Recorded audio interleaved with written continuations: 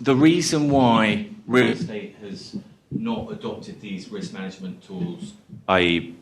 futures and derivatives, that sort of thing, is because it's a heterogeneous asset class. So it's a lot harder to understand. You're dealing with, the industry deals with things at the asset-specific level.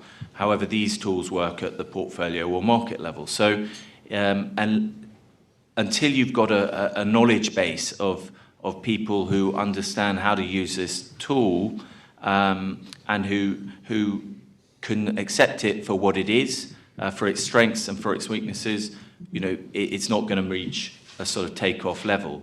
But the sort of tipping point is coming and will come. Why? Because it's now there in a digestible format, and it's easy to use, and it's a tool in the toolbox that, you know, if it's there, why wouldn't you use it?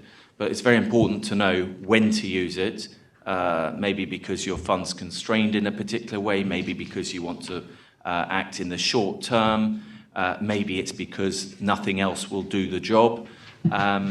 So, you know, it's a fine balance, and, you know, this isn't going to replace property investment. You know, we're all surveyors. It's all about finding good assets and building a portfolio and maximising the returns through good asset management. That's not going to change.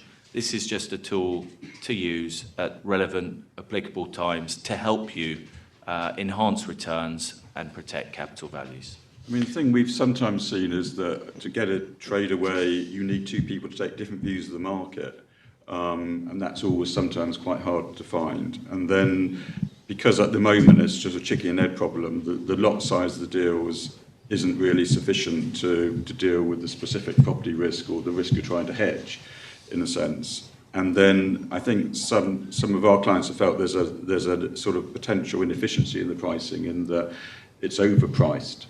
There was a fund, I think, InProp, that set itself up to do derivative trading, and in the end they closed themselves down. They had 3 institutional investors because they felt they couldn't find the pricing of the derivatives that made sense in terms of the risk they were hedging.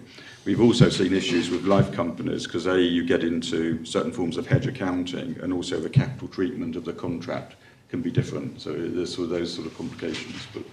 But as a risk measurement tool, it's certainly something that I agree would be useful to see developed. And logically, it'd be a good way for banks to hedge their exposure to real estate.